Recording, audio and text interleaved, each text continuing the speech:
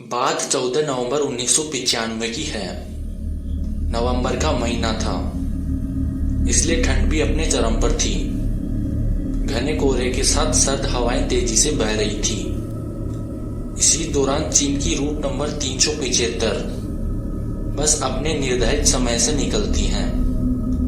बस यात्रियों से खचाखच भरी हुई थी।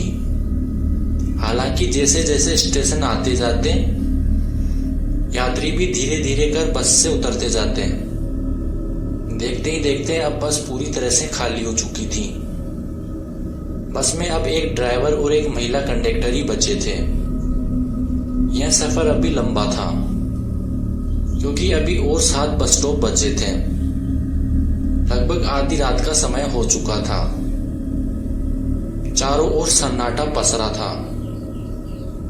जिस रास्ते से यह बस जा रही थी वह गांव और घने जंगलों से बीच से होकर गुजरता था। 1-2 स्टेशन गुजरने के बाद बस नंबर 375 समर पैलेस के बस स्टॉप पर रुकती है। यहाँ से एक वृद्ध महिला, एक 19 साल का लड़का और एक कपल बस में चढ़ जाते हैं। यह कपल ड्राइवर के पीछे वाली सीट पर, तो लड़का बस के गेट की साइड वाली सीट पर बैठ जाता है। वहीं वृद्ध महिला लड़के के ठीक पीछे बैठी होती है। अब बस में कुल 6 लोग थे, 4 यात्री और 2 बस कर्मचारी। बस दोबारा अपनी मंजिल की ओर चल पड़ी। अंदर का माहौल एकदम शांत था। इन 6 लोगों के अलावा दूर दूर तक कोई इंसान नजर नहीं आ रहा था। लगभग 4 स्टॉप और गुजरने के बाद बस के ड्राइवर को 2 लोग सड़क किनारे खड़े नजर आए। यह देख पहले तो ड्राइवर ने बस को रोकने का नहीं सोचा, क्योंकि वो लोग जहां खड़े थे वह कोई बस स्टॉप नहीं था। हालांकि महिला कंडक्टर के समझाने पर ड्राइवर ने बस रोक दी, क्योंकि इस रूट की यह आखिरी बस थी। खैर, बस रुकती है और अब पीछे वाले दरवाजे से अंदर दाखिल हो जाते हैं। तभी हैरान कर देने वाली बात यह हुई कि बस में 2 नहीं बल्कि 3 लोग अंदर आए, जबकि बाहर केवल 2 लोग ही दिखे थे। उनमें से 2 व्यक्तियों के चेहरे बिल्कुल सफेद थे, आम लोगों से भी ज्यादा सफेद। और तीसरे व्यक्ति को उन्होंने अपने कंधे के सहारे खड़ा कर रखा था। तीसरे व्यक्ति का सिर नीचे की ओर था, बाल बिखरे हुए थे और उसका चेहरा बिल्कुल ढका हुआ था। तीनों लोगों ने चीन के प्राचीन काल के कपड़े पहने हुए थे। ये तीनों पैसेंजर बस की सबसे पीछे वाली सीट पर जाकर बैठ गए। बस में अशांति ना फैले, इसके लिए महिला कंडक्टर ने लोगों को समझाया कि हो सकता है ये लोग किसी नाटक कंपनी में काम करते हों और देर रात होने की वजह से या घर जाने की जल्दी में वे अपने कपड़े उतारना भूल गए हों।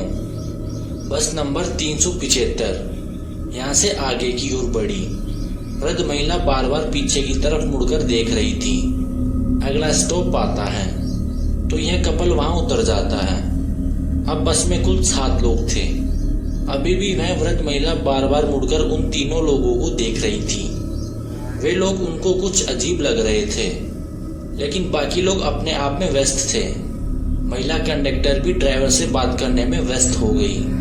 करीब 2-3 किलोमीटर ऐसे ही आगे जाने के बाद वृद्ध महिला अपने आगे बैठे हुए लड़के को एक तमाचा लगा देती है। महिला जोर से चिल्लाती है और कहती है, मेरा पर्स कहाँ है? उसे मुझे जल्दी वापस करो। यह सुनकर महिला कंडक्टर वृद्ध महिला से कहती है, आपका पर्स इसने नहीं चुराया है, यह तो आपके आगे बैठा हुआ है। लड़के ने भी यही सफाई में बात कही, लेकिन वृद्ध महिला अपनी बातों पर अड़ी हुई थी। वह लड़के को पुलिस के हवाले करने की बात करने लगी। ड्राइवर और महिला कंडक्टर वृद्ध महिला को समझाते रहे, लेकिन वह नहीं मानी। उसने ड्राइवर को अगले स्टॉप पर बस रोकने के लिए कहा। बस रुकते ही वृद्ध महिला ने लड़के का कॉलर पकड़कर घसीटकर नीचे उतारा और बस वापस अपनी मंजिल की ओर निकल गई। अपने साथ हुई इस घटना से लड़का बहुत परेशान हो चुका था। लड़के ने वृद्ध महिला से कहा, मैंने आपका पर्स नहीं चुराया। और आपके गलत इंतजाम की वजह से मेरी यह आखिरी बस भी छूट गई। अब मैं घर कैसे जाऊंगा?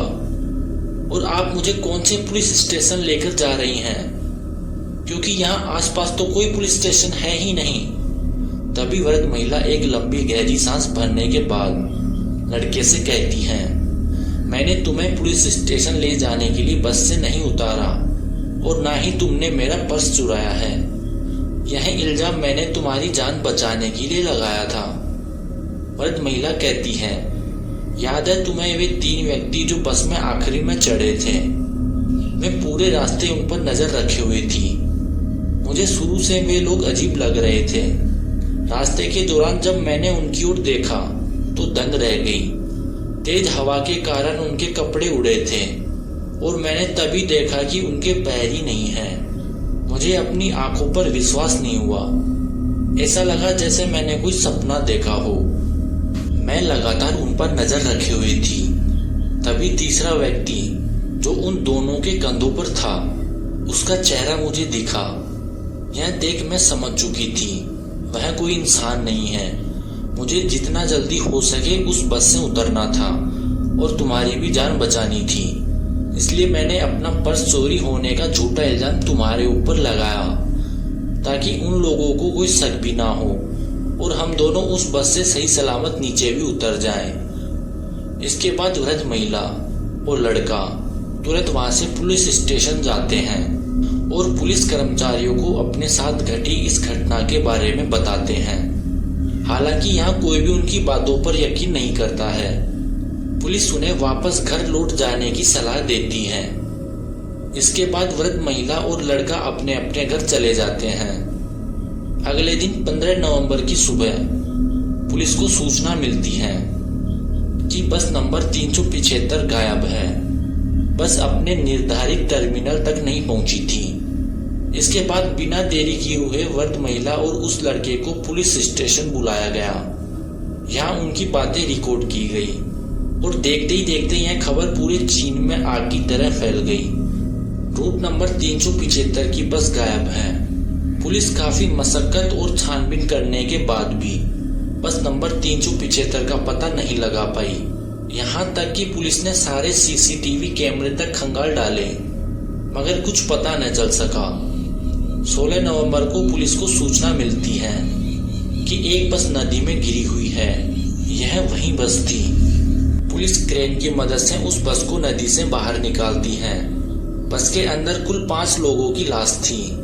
2 लाशों की पहचान ड्राइवर और एक महिला कंडक्टर के रूप में की गई। इस दौरान चौंकाने वाली बात यह रही कि कंडक्टर और ड्राइवर की लाश से अलग बाकी 3 लाश बुरी तरह सड़ चुकी थी। उन लाशों से बहुत बदबू आ रही थी। इतना ही नहीं, मामले को लेकर जब डिपो से संपर्क किया गया तो पता चला कि बस में इतना फ्यूल ही नहीं था कि वह 100 किलोमीटर आगे तक जा सके। इसके बाद फ्यूल टैंक खोलकर देखा गया तो लोगों के होश उड़ गए। फ्यूल टैंक ताजे खून से भरा था। जिस स्टेशन पर वृद्ध महिला और लड़का उतरे थे उसके बाद के रूट में जितने भी सीसीटीवी थे उनमें से एक भी सीसीटीवी में वो बस कैद नहीं हुई। यह घटना 1995 की सबसे बड़ी घटना थी जिसे ग्लोबल टाइम्स ने अपने चैनल पर दिखाया था। बाल बाल बचे वृद्ध महिला और उस लड़के को लोग भाग्यशाली समझने लगे। ऐसे में एक सवाल जो आज भी लोगों के लिए पहले बना हुआ है वह यह है कि क्या वाकई वो 3 लोग इंसान नहीं थे? क्या वे सचमुच भूत थे